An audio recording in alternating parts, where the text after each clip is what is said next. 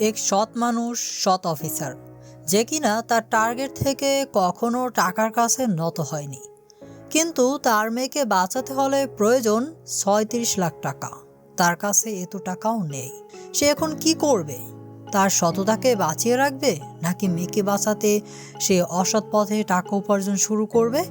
Hello সিনে lovers, আজকে আপনাদের মাঝে রিসেন্টলি মুক্তি পাওয়া অ্যাকশন থ্রিলার ড্রামা জনরার এমন এক মুভি এক্সপ্লেন করতে যাচ্ছি, যেটা রয়েছে বাস্তব কিছু ঘটনা আর মেয়ের প্রতি এক বাবার আত্মত্যাগের গল্প, যার শেষটা আপনাকে দেখতে ও জানতে বাধ্য করবে। সাথে টুইস্ট ও অ্যাকশন তো আছেই। সো হাই, আমি আকাশ, ড্রামা এক্সপ্লেন বাই আকাশের নতুন ভিডিওতে আপনাকে স্বাগত। সিন শুরু হয় মেবি একটা পোস্টমর্টম ঘর থেকে। এখানে যে লোকটি লাশের দেখাশোনা করে সে ঘুমে ঝিমাচ্ছিল। একজন ডক্টর এসে তার কাছে বডি কোথায় জিজ্ঞেস করলে সে বলে দেয় ভিতরে। তো এ হচ্ছে স্পেশাল ব্রাঞ্চের অফিসার মন্দিরা। এখানে সাংবাদিকদের কথায় বুঝতে পারি তারা মিলনবাবু কোনো এক লোককে পাউডার ডিলার ভেবে এনকাউন্টার করেছে, কিন্তু সে জানায় ওটা একটা মিথ্যে তথ্য। তারা এরকম কিছুই করেনি। তাদেরকে পুলিশ আর জনতার মধ্যে গুজব ছড়াতে না করে দেয়। এদিকে দেখা যায় সেই ডক্টর সেই বডির ভিতর থেকে কয়েকটা পাউডারের প্যাকেট বের করে। এখানে মন্দিরা বলছে এটা হচ্ছে ক্রিস্টাল নামক এক আইস মাদক, যা অত্যন্ত ক্ষতিকারক। 1 কিলো ক্রিস্টালের দাম প্রায় 4 কোটি টাকা। আর সেই ডক্টর মেবি এই মাদকই বডির ভিতর থেকে বের করছিল।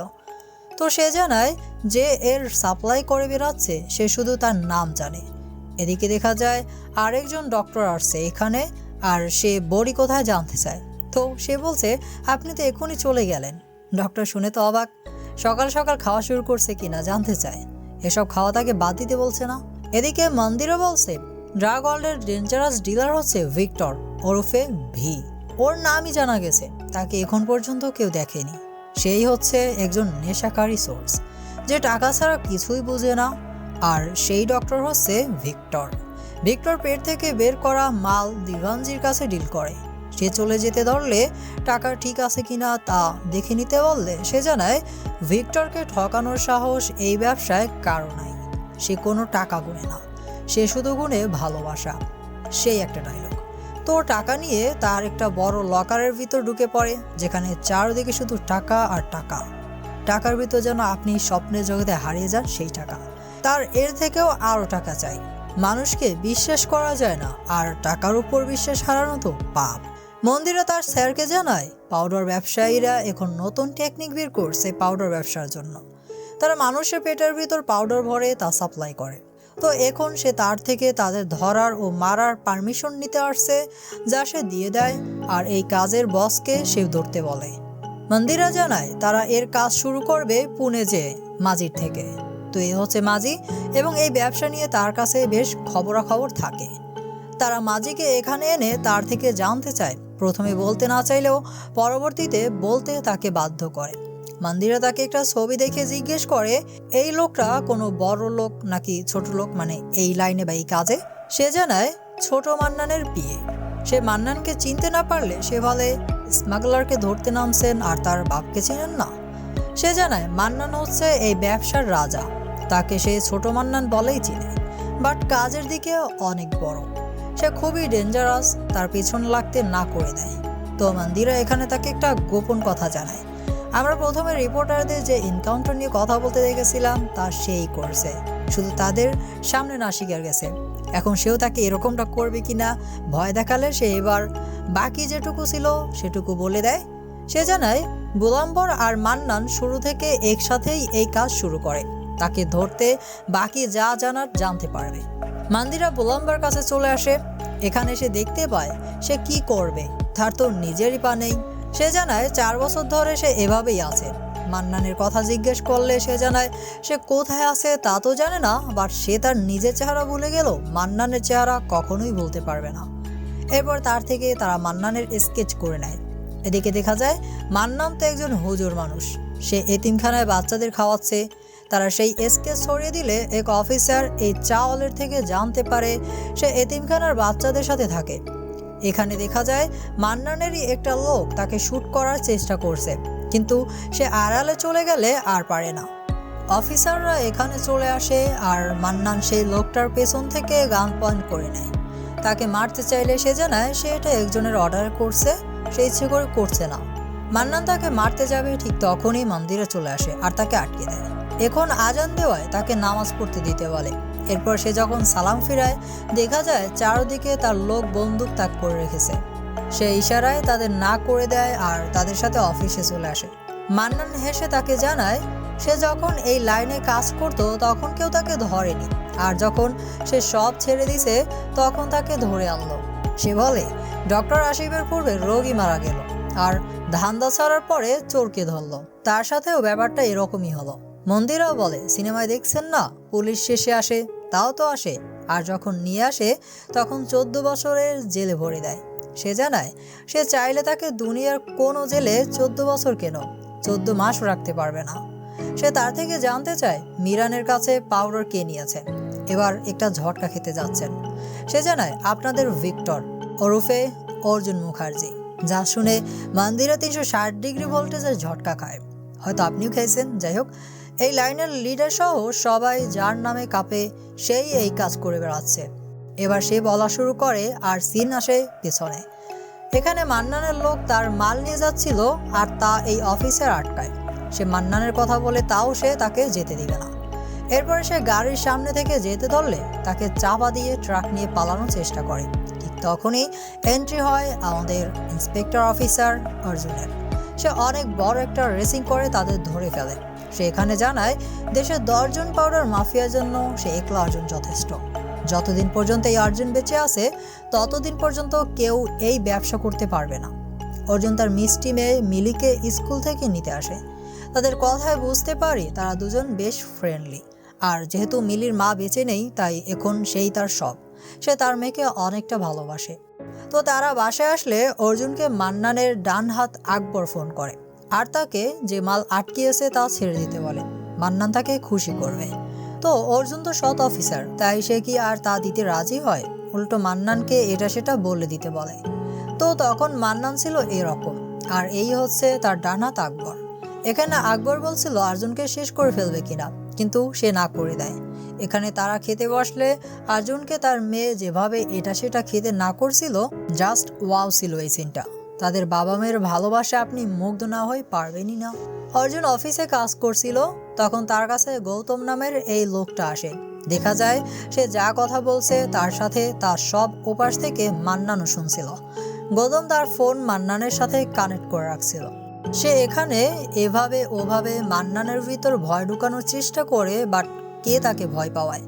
সে সবসময় তার মেয়ের কাছে হিরো হয়েই থাকতে চায়, তাই তার কোনো অসৎ পথ বেছে নেওয়ার দরকারই নেই। তাকে সরকার থেকে যে টাকা দেওয়া হয় তাতেই তার ভালো দিন কাটছে, তার এর থেকে বেশি কিছুর দরকার নেই। তখন তার কাছে একটা পার্সেল আসে যেখানে একটা ডেঞ্জারাস লেখা ছিল, মানে মান্নান তাকে হালকা করে ছেড়ে দিল। গৌতম এই সুযোগে আবারও তাকে মান্নানের সাথে হাত মিলাতে বলে। সে চাইলে সেই তাদের মিট করার ব্যবস্থা করে দেবে। সে জানিয়ে দেয় বাজারে যতই তাকে নিয়ে কারাকারি হোক না কেন, সে অর্জুন মুখার্জি এক পিস। অর্জুনের কাছে তার এক প্রতিবেশী ফোন করে জানায় তাদের ওখানে আগুন লেগে গেছে, তাড়াতাড়ি ওখানে আসতে বলে। সে তখনই বেরিয়ে পড়ে।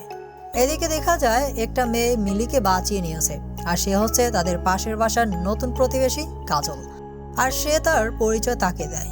মান্নান নামাজ শেষ করে এরপর থেকে আবার বলা শুরু করে। মিলি তার সাথে কাজলকে নিয়ে অনেক ভালো ভালো কথা বলে, তাকে অনেকগুলো চকলেট দিছে। তার কেউ নেই মানে জানতে চাইলে মিলি বলে এটা জেনে রাখো যে তার কোনো বয়ফ্রেন্ডও নেই। মানে বুঝতেই পারছেন কি একটা অবস্থা। সে দেখতে অনেক সুন্দর কিনা জানতে চাইলে সে হ্যাঁ বলে, আর মিলি বলে তাহলে সে তাকে বলে দিবে। তো তারা বাবা মেয়ে দুষ্টমি করতে করতে শুয়ে যাবে, ঠিক তখনই কলিং বেল বেজে ওঠে। দরজা খুললে দেখা যায় কাজল আসছে। তো এখন যেন তাকে খারাপ কেউ না ভাবে তাই রচন আকারে একশ্বাসে বলা শুরু করে। অর্জুন তাকে থামিয়ে মেইন টপিকে আসতে বলে, মানে কিসের জন্য আসছে এখানে তা জিজ্ঞেস করে। তো সে আসছিল এটা নিতে, আর বলল সেই বড় একটা রচনা। যাই হোক, মান্নান বলছে সেই দিন সে তার ঘরে আগুন লাগায়নি, কিন্তু অর্জুন সে তাকে ভুল বোঝায়। সে তার মাল পুড়িয়ে ফেলে আর সে তার কাছে শত্রু হয়ে যায়। তার শত্রুর পরিবারের ক্ষতি না করলে সে কি করত? মানে তাকে তার লোক অনেকবার বলেছে তার মেয়েকে তুলে নিতে, কিন্তু সে তা করবে না।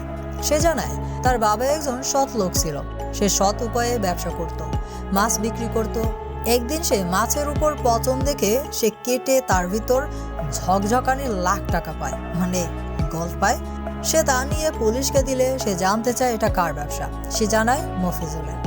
এরপরে সে একদিন স্কুল থেকে এসে তার মা ও বোনকে পড়ে থাকতে দেখে, কিন্তু বাপের কোনো খবর ছিল না, তার বাবাকে পায় না। তবে তার 2 দিন পরে গাছে ঝোলানো অবস্থায় দেখা যায়।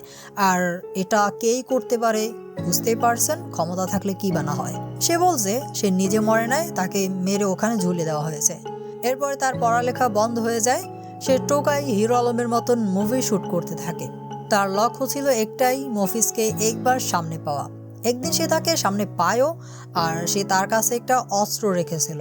যখন সে তাকে পায় তখন তাকে উপরে পাঠিয়ে দেয়। আর এরপর থেকেই তার নাম হয় ছোট মান্নান। ট্যাপ ছাড়লে যেমন পানি পড়তেই থাকে, ঠিক সেইভাবেই তার কাছেও টাকা আসা শুরু করে। নাম ছোট মান্নান হলেও ধীরে ধীরে সে শহরের বাচ্চা হয়ে ওঠে।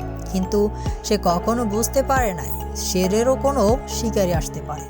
তো এখানে আকবর জানায় ইন্সপেক্টর আরজুন তাদের খবর লিক করেছে, মানে তাদের যে পাউডারের ব্যবসা আছে, তো সেখানে একটা খবর সে লিক করেছে। তখন মান্নান জানায় ইমানদারি করা ভালো, তবে কেউ যদি তাদের কাজে হাত ঢুকিয়ে দেয় তাহলে সেটা পাপ। হঠাৎ তার কিছু একটা হয়, তাকে ঔষধ খাওয়ালে ঠিক হয়ে যায়, আর অর্জুনকে শেষ করে ফেলতে বলে যদি টাকায় কাজ না হয়। তো মন্দিরে জানতে চায় অর্জুনের কোনো দুর্বল পয়েন্ট আছে কিনা। তখন সিন কাট হলে দেখা যায় অর্জুন একদিন অফিস থেকে এসে মিলিকে দেখতে পায় না। সে প্রায় পাগলপাড়া হয়ে যায়। বাইরে আসলে দেখতে পায় মিলি আর কাজল মিলে নাচাগানা করছে। তো এখানে অর্জুন কাজলকে নিয়ে তার স্বপ্নের জগতে ঘুরে আসে। আর তাদের লাফালাফি শেষে যখন মিলি অর্জুনের কাছে যেতে ধরে, তখন হঠাৎ তার কিছু একটা হয় আর সে জ্ঞান হারায়। তারা মিলিকে হসপিটাল নিয়ে আসলে ডক্টর জানায় মিলির এমন একটা অসুখ হয়েছে যার 2007 সালে কোনো ওষুধ ছিল না, মানে 2007 সালের আগ পর্যন্ত কোনো ওষুধ ছিল না, কিন্তু এখন আছে, বাট খরচ হবে অনেক। অসুখের নামটা আমি ঠিক বুঝতে পারিনি, তাই বলছি না, দেখা গেল ভুল একটা বলে ফেললাম। এখন তার চিকিৎসা শুরু করলে সে সুস্থ হবার সম্ভাবনা আছে। প্রথমত 36 লাখ টাকা দিয়ে তার চিকিৎসা শুরু করা লাগবে। এরপরে কোনো সমস্যা না হলে তাহলে তো হলোই। অর্জুন চিকিৎসা শুরু করতে বলে, সে টাকার ব্যবস্থা করছে। অর্জুনের কাছে আজ স্মাগলিং হবে সেই খবর আসে। এরপর সে মিলিকে কাজলের কাছে রেখে বেরিয়ে পড়ে। তার একটা বাস দাঁড় করায় আর সেখানে অনেক খোঁজাখুঁজি পরে টায়ারের ভিতর মাল পায় আর ড্রাইভারকে ধরে নিতে বলে। পরের দিন সকালে মান্নান আসে অর্জুনের বাড়ি। সে মিলির জন্য গিফট নিয়ে আসে। মিলিকে তার বাবাকে ডেকে দিতে বলে। সে ভিতরে থাকায় মান্নানকে দেখতে পায় না।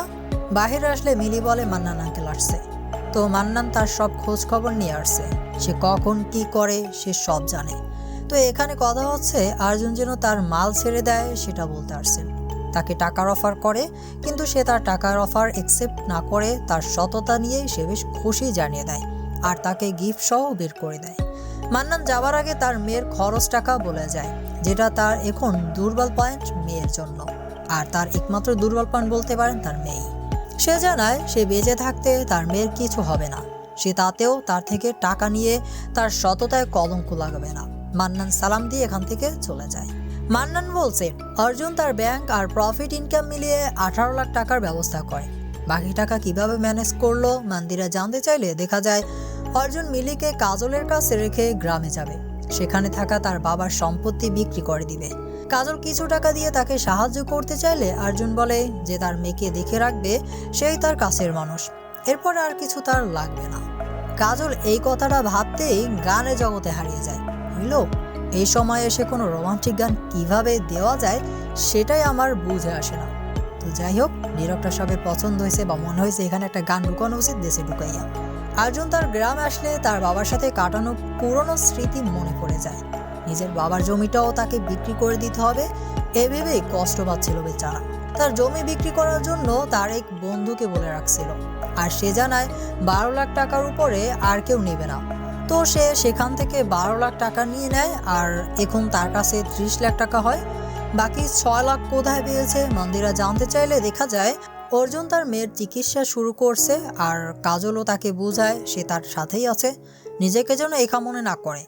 তো বাকি যে 6 লাখ টাকা বাকি তা সে অফিস থেকে লোন হিসেবে নিতে চায়। প্রতি মাসে তার স্যালারি থেকে কেটে নিলেই হবে, কিন্তু সে জানায় এটা সম্ভব না, এটা তাদের নিয়মের বাইরে। সে জানায় নিজের জীবন ঝুঁকিতে রেখে দেশের জন্য কাজ করছে, আজ তারা তার মেয়ের জন্য এইটুকু করতে পারবে না। সে খুব রেগে যায়। সে উল্টো আরও মান্নানের খোঁজে লাগতে বলে, তার থেকে টাকা নিতে বলে। হইল, অর্জুন 2 মাসের ছুটি চায়। তার বাচ্চা একা, তাই তার কাছে এখন তার থাকা দরকার। ক্রিমিনালদের ধরার জন্য তাদের তো অফিসারদের অভাব নেই, তারাই না হয় বাকি সব দেখে নিবে।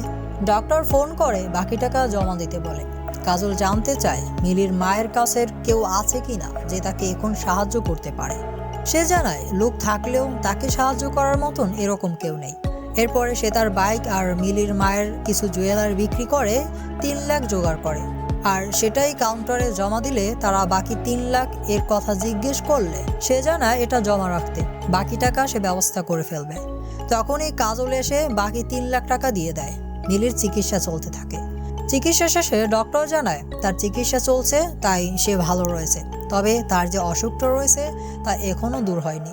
চিকিৎসা চালিয়ে যেতে হবে। এ রোগের ভালো হবার সম্ভাবনা আছে, কিন্তু তার জন্য এখন আরও অনেক টাকা প্রয়োজন। সে তাহলে এখন কি করবে সেটাই ভাবছে। অর্জুন আবারও তার অফিস থেকে টাকার লোন চায়। তার চেনা জানা কাছের মানুষের কাছে হাত পাতে, কিন্তু সবাই তাকে এটা ওটা বুঝিয়ে পাঠিয়ে দেয়।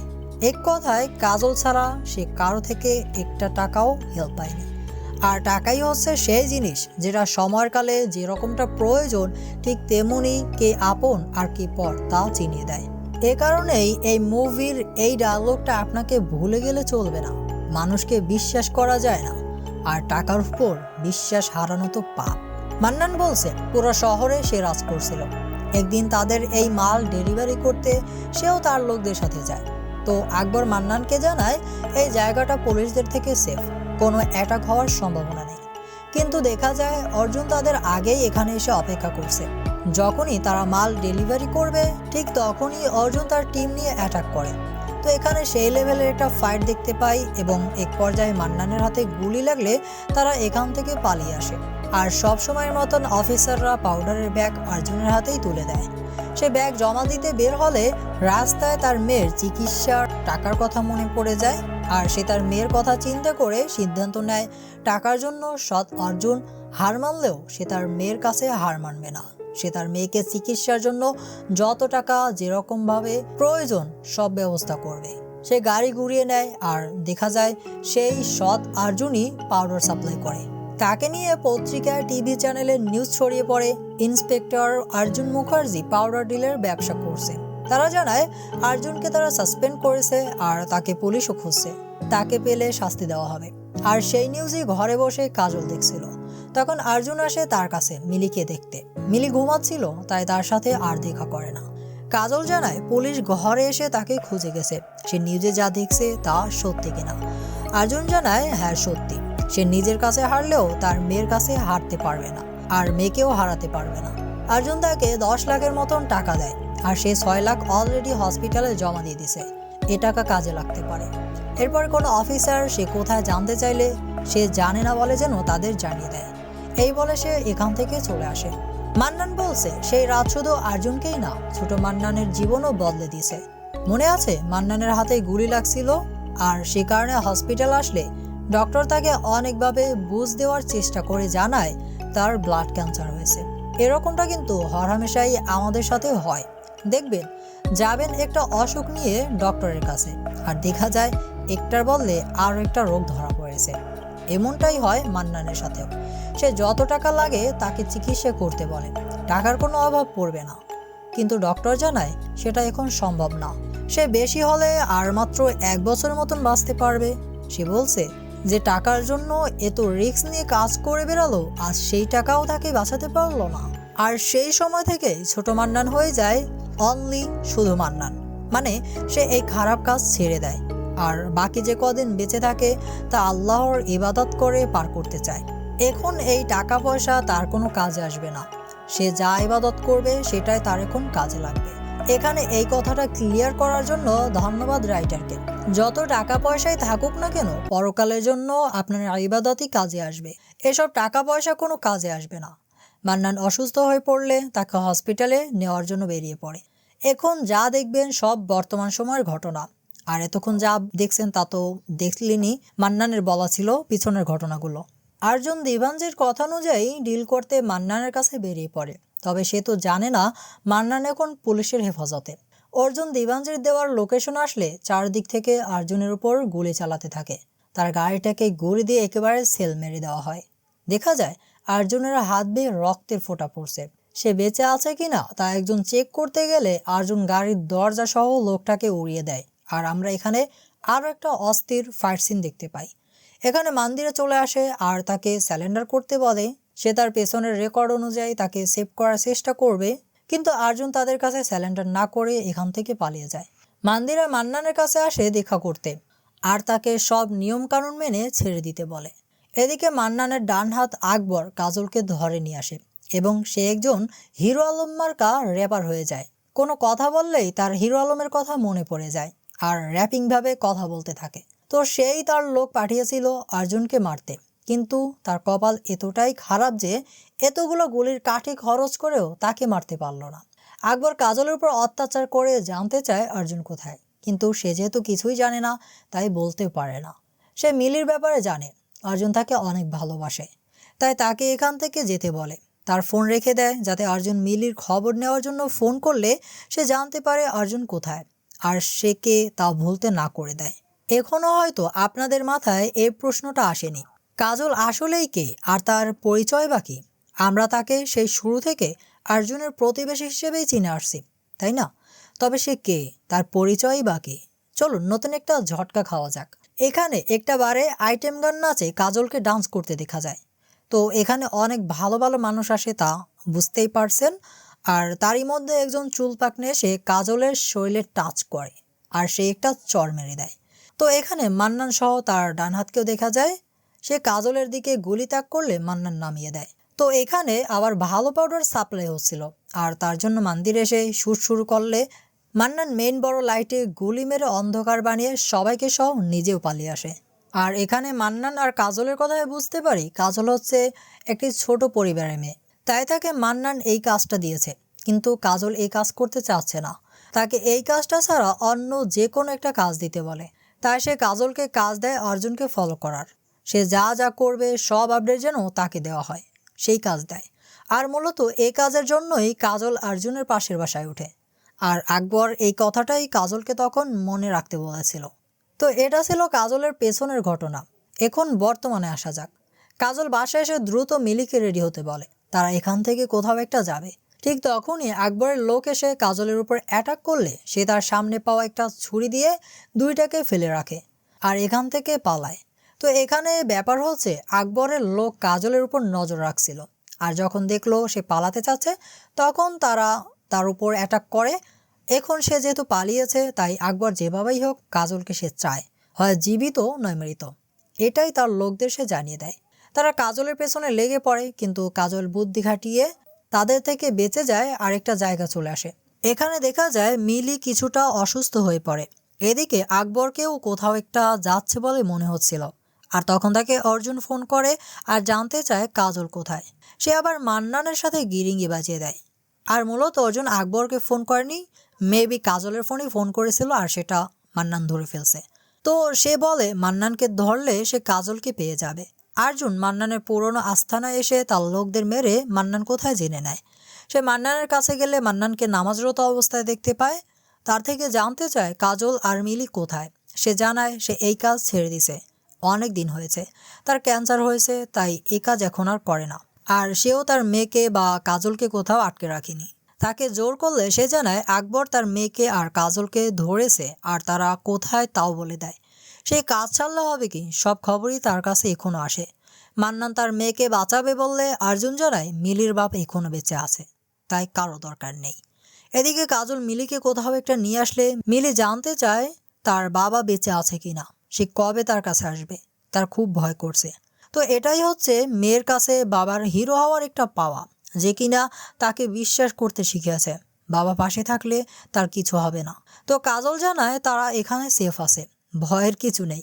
ঠিক তখনই আকবর এসে তাদের ধরে ফেলে। কথায় আছে যেখানে বাঘের ভয় সেখানেই সন্ধে হয়।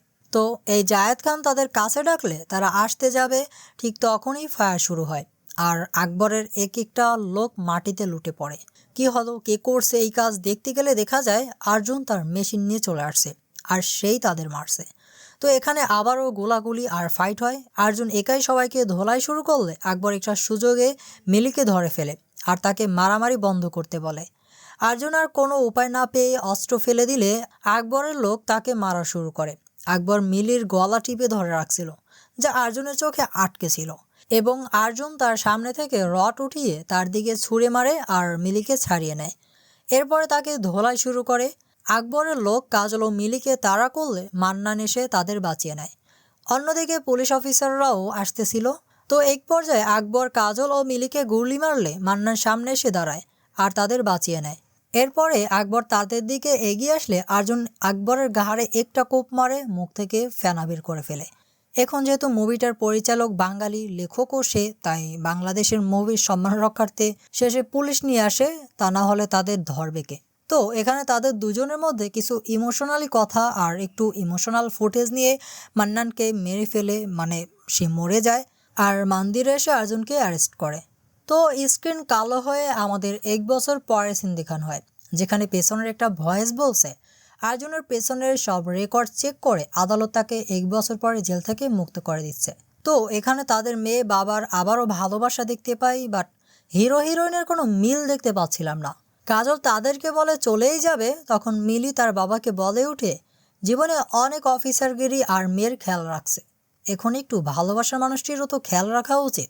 তো এখানে মিলি তার বাবা আর তার বাবার পছন্দের মানুষকে কাছে পেতে অনেক বড় ভূমিকা পালন করে, আর মুভিটি এখানেই শেষ হয়। মুভিটায় বেশ কয়েকটা মেসেজ রয়েছে, আপনি কোন মেসেজটি বুঝতে পেরেছেন আমাদেরকে কমেন্টে লিখে জানাতে পারেন, আর যারা বুঝেনি তারাও দেখা গেল আপনার কমেন্ট পড়ে জানতে পারবে। বাহিরের দেশে এক বাবার মেয়ে খুবই বিপদে পড়ে যায়, আর তাকে রক্ষা করতে বাংলাদেশে থাকা বাবার কাছে হেল্প চায়। তো বাংলাদেশে থাকা বাবা কি তার মেয়েকে বাহিরের দেশের লোক থেকে বাঁচাতে পারবে? এরকমের গল্প ও সাসপেন্স নিয়ে তৈরি করা হয়েছে আপনার ডান পাশে ভেসে ওঠা ভিডিওটি, চাইলে দেখে আসতে পারেন। তো ভিডিওটি ভালো লাগলে লাইক বাটনে একটা ক্লিক করুন, আর আপনার মতামত জানাতে চাইলে কমেন্ট বক্সে লিখতে পারেন। এরকম আরও ভিডিও পেতে সাবস্ক্রাইব করে রাখুন আমাদের চ্যানেলটি। কথা হবে আবার কোনো এক নতুন ভিডিওতে। এতক্ষণ আমার সাথে থাকার জন্য আপনাদের সবাইকে ধন্যবাদ।